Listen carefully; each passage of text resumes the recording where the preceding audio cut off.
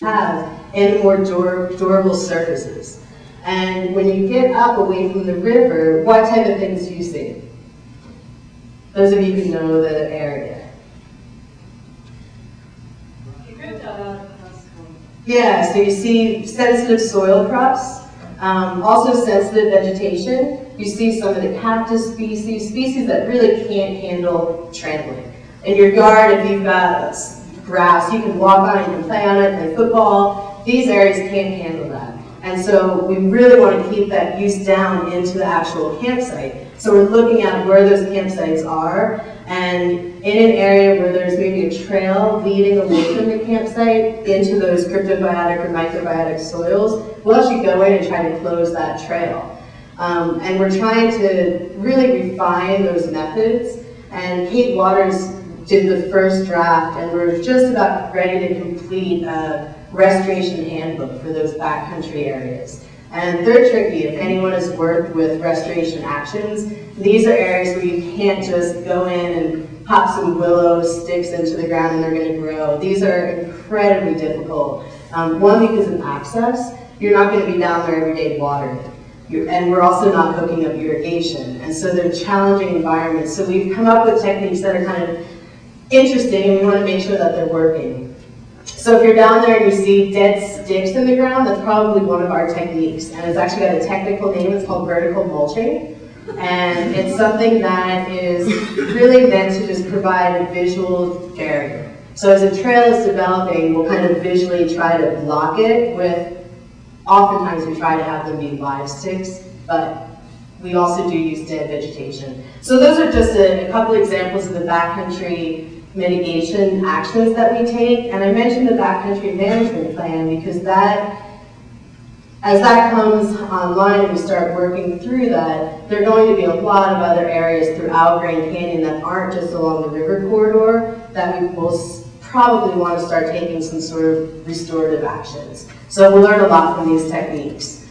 By far, the largest program that we have is within the developed areas. So this is the North Rim, the South Rim, Desert View, and also Indian Gardens, Phantom Ranch, and Cottonwood to a lesser extent. And this is the first year that we're actually making a valiant effort to get out to 2 weeks. We have it scheduled every year, and we always end up canceling. But those areas, whenever there's going to be a project, we go in and we do kind of a stepwise approach to where we want it to look from the vegetation standpoint once that project is done.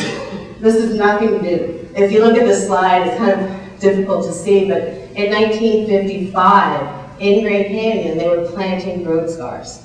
And it's something that probably was going on even before that, like with the CCC groups. So whenever previous roads were taken out, there was an alignment change, these same type of techniques were employed. You can still see some of those kind of historic efforts.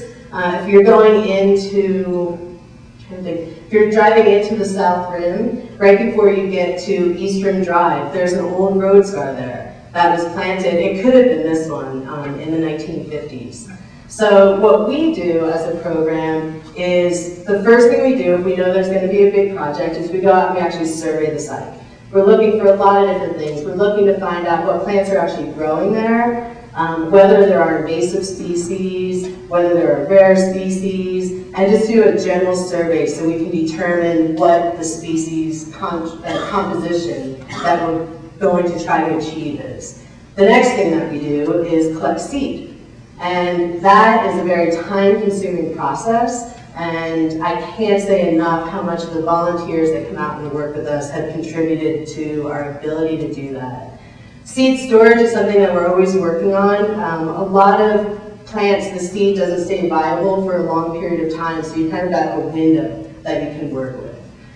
Native plant salvage is something that we have done probably in Grand Canyon for about like 13 years, and it probably was done before that also.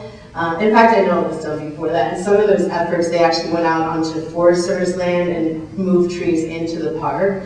When I talk about native plant salvage, if there's going to be a project, say a new restroom is going to go up, our crews will go in there in advance of that project and actually dig the vegetation and either temporarily hold it or move it directly to the new site.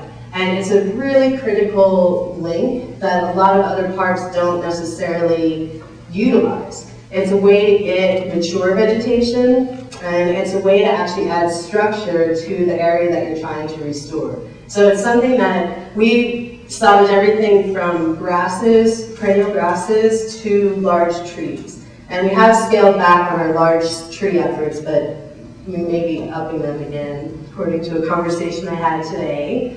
And then what we do post-construction, so that's all pre-construction. And post-construction, we actually go out to the site and we plant the plants that we've either salvaged or we've grown at the native plant nursery. And then we maintain those sites for a couple of years. The Hermit Road Restoration Project is a great example of kind of our overall process.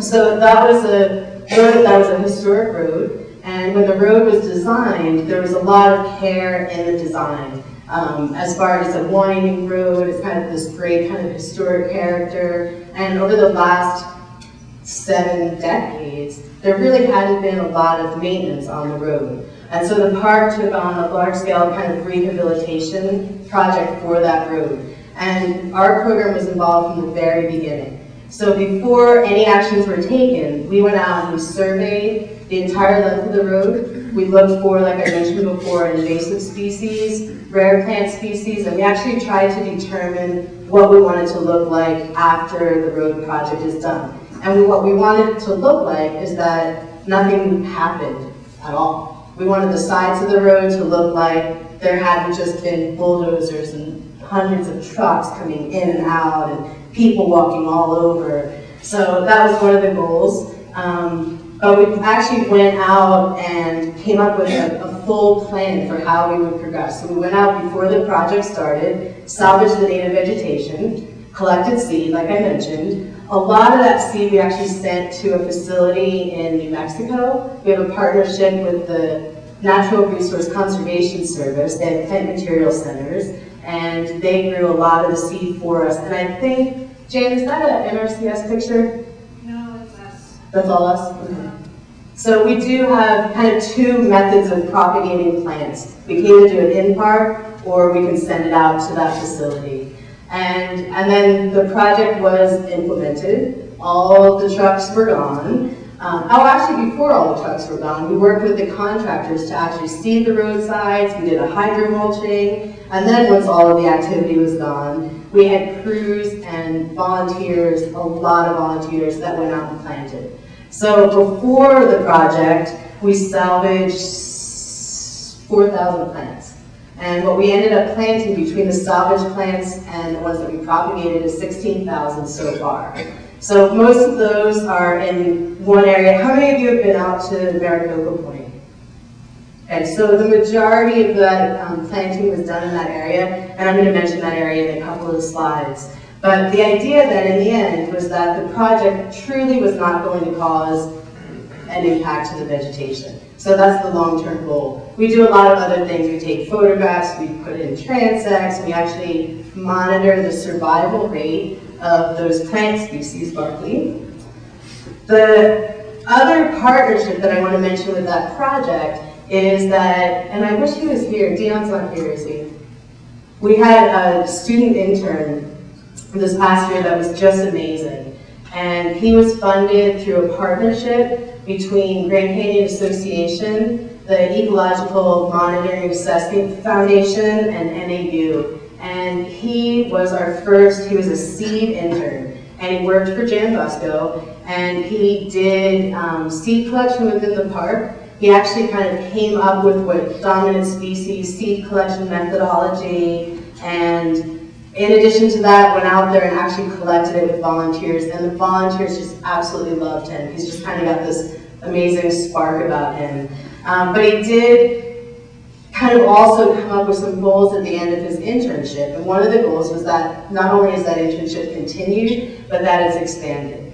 And without actually collecting seed and coming up with a storage methodology, we're not going to have any plants to put into sites, whether it's along the river corridor, on the rim, or in one of these developed areas. So he did a really tremendous job.